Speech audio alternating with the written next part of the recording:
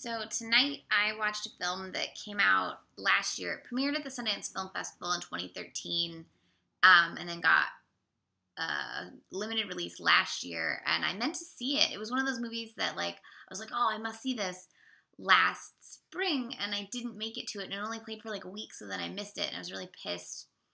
Part of one of the films that because I missed it, I was like, dang it, I should make these things a priority. It's part of why I started A Year with Women, was because I had missed this film. So it was added to Netflix in December, I think, and I decided to wait until this year to watch it, and then somehow 3 months went by, so then I was like, must watch it. So this was It Felt Like Love, which was written, produced, and directed by Eliza Hittman, with some funding from the Sundance Film Festival or the Sundance Labs and Film Independent. And it stars Gina Piazzanti as a 14-year-old girl in the summer hanging out with her friend, played by Giovanna terrible names, Salameni. And they're in Brooklyn, I think, but by the beach part. And they're supposed to be about 14, I believe.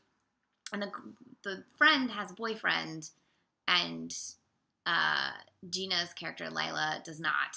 She also lives alone with her father, and later you find out why she has no mother. And she clearly just really wants to be more grown up than she is. And so she starts fixating on this friend of her friend's who is much older, probably not that good of a dude.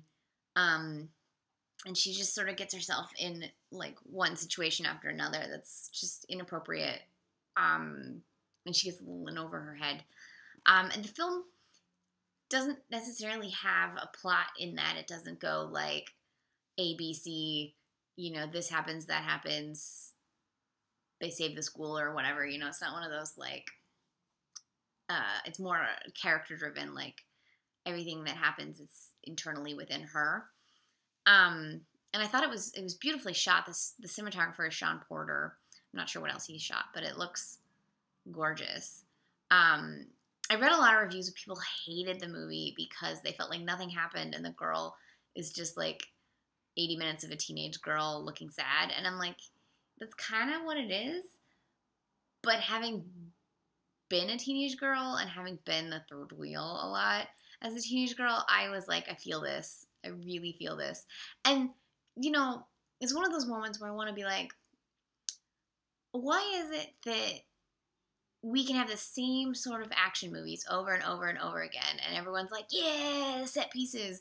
But when we have stories about women that maybe we have one other film that's similar, it's suddenly there's no point in having it.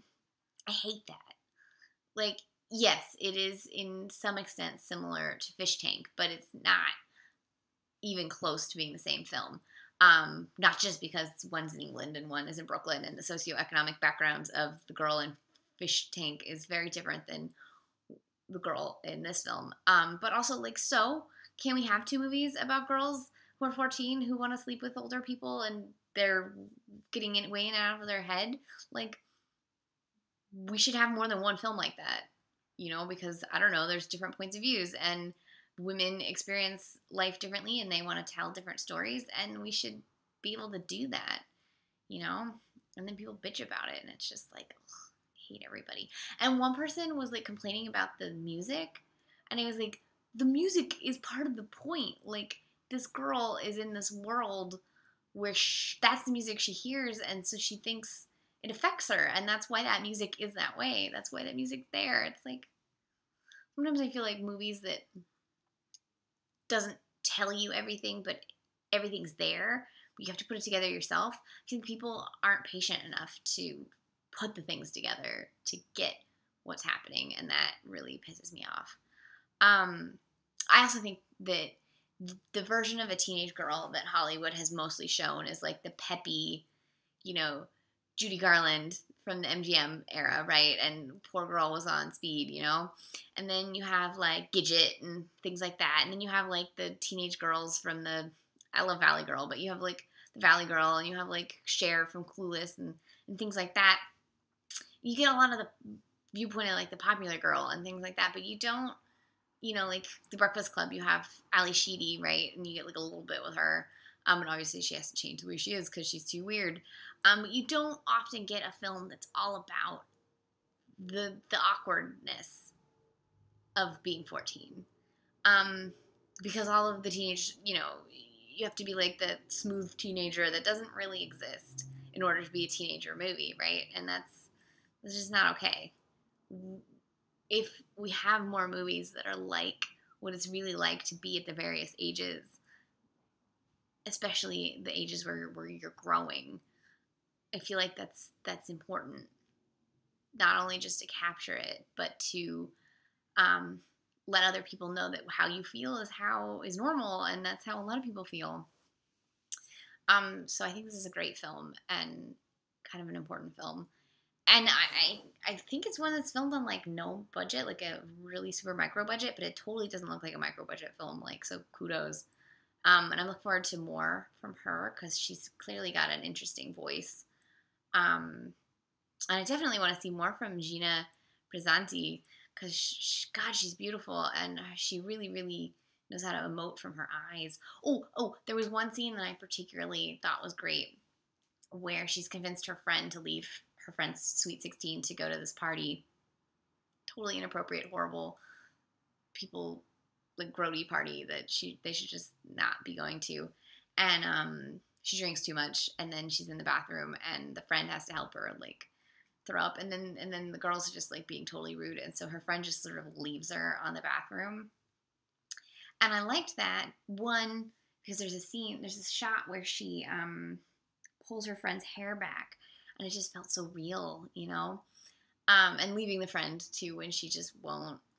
But I love films that capture that sort of drunken bathroom rapport. Having been on both ends of the drunken bathroom, wherein I'm the one barfing or I'm the one helping my friend barf, I always feel like it's an important bonding ritual and should be captured on cinema. I don't know if dudes do that. Dudes, let me know. Do you do that? Is it a girl thing only? I don't know. And then there's a lot of great female gaze in this because she's always looking at the guy, and there's like several scenes of like panning over the guy and looking at the guy when he's not paying attention. And then there's some full frontal going on in this movie, which is always good. We need more dicks. So yes, lots of real. It just felt real. It felt so real. I really hated being 14. I'm watching all these movies of like women. I feel like it's all these women like exercising the demons of being 14 by putting it onto celluloid. I don't know. It's a few things worse than being a 14-year-old girl. Like that quote in The Virgin Suicides where the doctor says it couldn't be that bad, and then she's like, obviously you've never been a 14-year-old girl. Being a 14-year-old girl is the worst. It's awful. I hate it. I was 14 like 14 years ago, and I am barely over it. I also got a pacemaker when I was 14, so probably my 14 was like normal, horrible 14, plus I almost died. So like super terrible 14. But that's neither here nor there. This was Eliza Hittman's It Felt Like Love. It's from 2014. It's on Netflix. You should watch it. It's a beautiful print from Kino Lorber. I guess they have the rights. There's a lot of Kino stuff on Netflix right now, which is fantastic. Yes, so 2014, Felt Like Love, Eliza Hittman. Really good.